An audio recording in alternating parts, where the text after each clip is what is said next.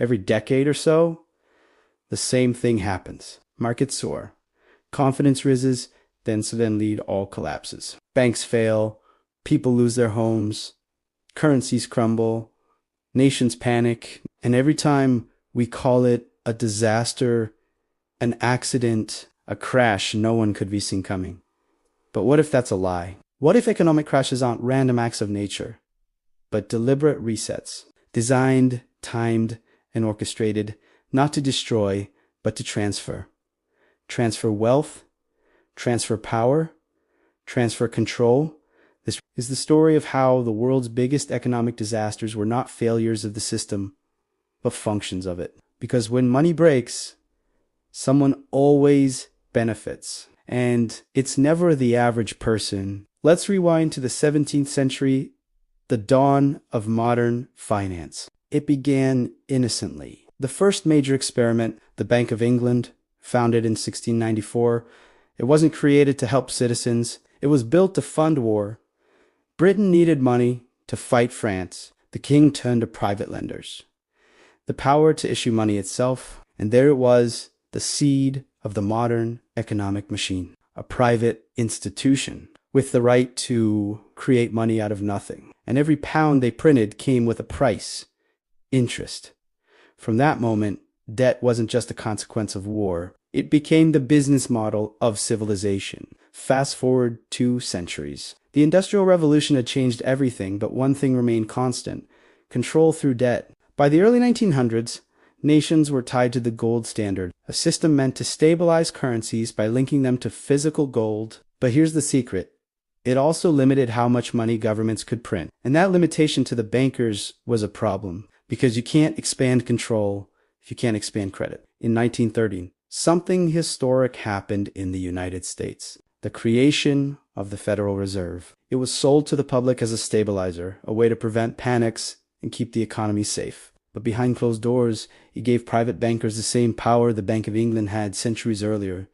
The power to create and contract the money supply. And with that power came the ability to design booms. Let's pause for a moment and understand the mechanism. Here's how it works. Step by step, expand credit. Lower interest rates. Make borrowing easy. Money floods into markets. People buy homes, start businesses, and invest in stocks. Everyone feels rich. Create the bubble. With easy credit, asset prices skyrocket far beyond real value. It looks like prosperity, but it's built on debt. Pull the plug. Suddenly, interest rates rise. Credit tightens. The money supply contracts and everything collapses by the pieces. The very same institutions that caused the crash step in to rescue the system by buying up assets for pennies on the dollar. That's not chaos. That's design. And every cycle leaves the public poorer. Nowhere was this design more visible than in the Great Depression of 1929. It began like every other boom. The 1920s were roaring. Credit was cheap. Stocks were booming. Everyone thought it would never end. But the Federal Reserve, after years of easy money, suddenly tightened credit in 1928. Markets collapsed. Businesses failed. A quarter of Americans lost their jobs. But while the public was crushed, banks with inside access were buying everything back.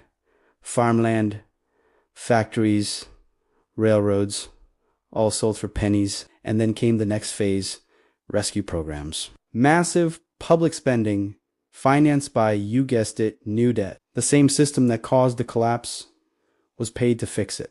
That's not a disaster. That's a business model. After World War II, the global economy needed a reset. Enter Bretton Woods, 1944, a small town in New Hampshire where 44 nations gathered to build a new financial order. The US dollar was declared the global reserve currency, backed by gold.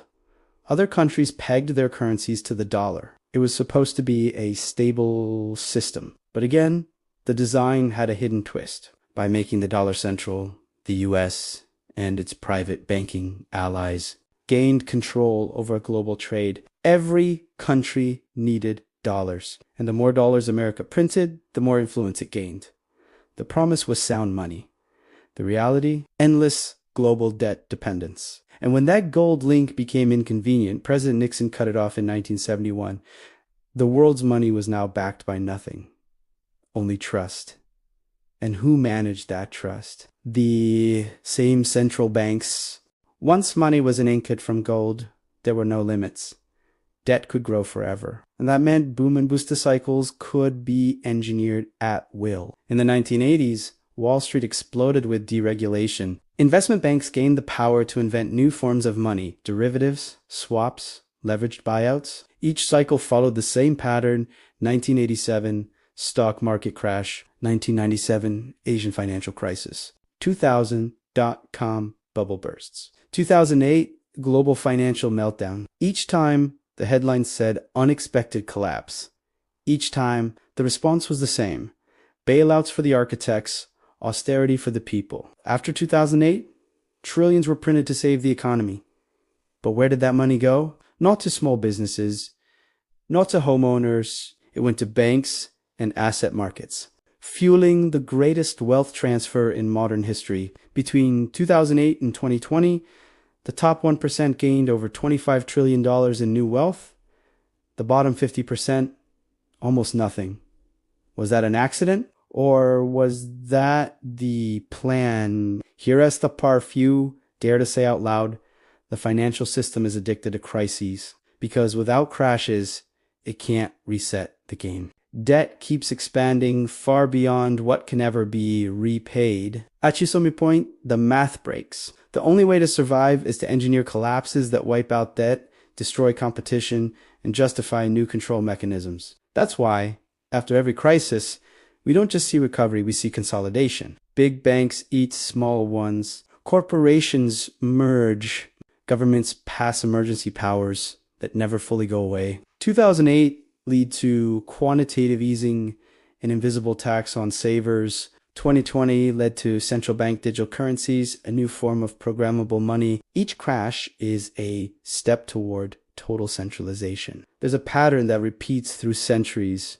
A formula of financial alchemy. Create the problem. Inflate markets, spread easy credit, encourage risk, trigger the collapse, withdraw liquidity, raise rates, tighten supply, offer the solution, new policies, digital currencies, emergency programs, and each solution demands one thing: more control, control over transactions, control over savings, control over behavior. We call it stabilization, but it's the perfect loop.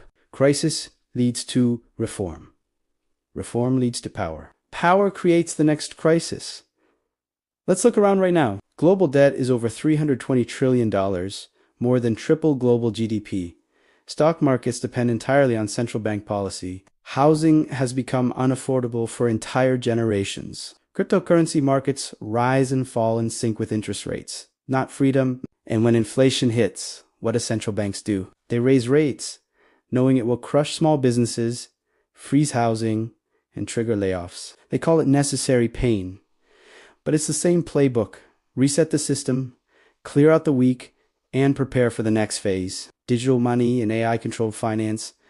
The new architecture isn't physical banks or paper money. It's data. Central bank digital currencies, CBDCs, are being rolled out worldwide. They promise efficiency, instant transactions, no fraud. But look closer. CBDCs can track every purchase, control spending by category, and even expire money to force consumption. In other words, the economy can now be programmed. Combine that with AI trading systems, and you have an economy that can crash or rise with a few lines of code. The invisible hand Adam Smith spoke of. It's now an algorithm, and it doesn't serve humanity, it serves data. The crash of tomorrow won't be on Wall Street. It'll be in your digital wallet. Crashes aren't just financial. They're emotional. When people lose everything, they don't question the system. They beg for safety. Fear becomes a form of currency. It buys compliance. It makes populations easier to manage. That SY. Every crisis comes with a message. This is too complicated for you to understand. Trust the experts. But those experts often work for the very institutions that designed the problem. create chaos. Offer order, profit from both. From the South Sea Bubble to 1929, from the Asian crisis to 2008, the same cycle reappears because it's built into the foundation of the system. Money isn't real wealth. It's a control mechanism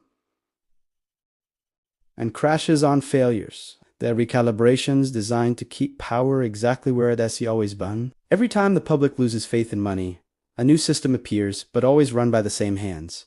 Gold, paper, digital. It doesn't matter. The names change. The design doesn't. Every empire that outsources its financial system to private power eventually collapses under the weight of its own design. The Roman Empire debased its currency. The British Empire drowned in debt. And today, the US empire runs on printed promises. The next collapse won't be just economic. It'll be systemic. A complete redefinition of ownership, privacy, and freedom. And when it happens, it won't look like chaos. It'll look like progress. Economic crashes are not random. They are engineered resets mechanisms to redistribute wealth and consolidate control.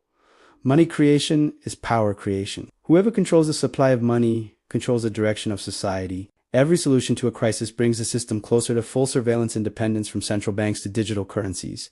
The next crisis won't just take your savings. It will attempt to reprogram your freedom. But knowledge is resistance. Once you understand the design, you're no longer a pawn in the cycle. You can prepare, diversify, think critically, because history's greatest illusion is that crashes are accidents.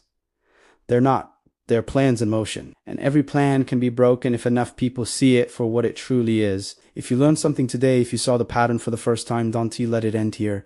Share this video, talk about it, because awareness is the first step toward independence. Subscribe for more deep investigations into how power, money, and control shape the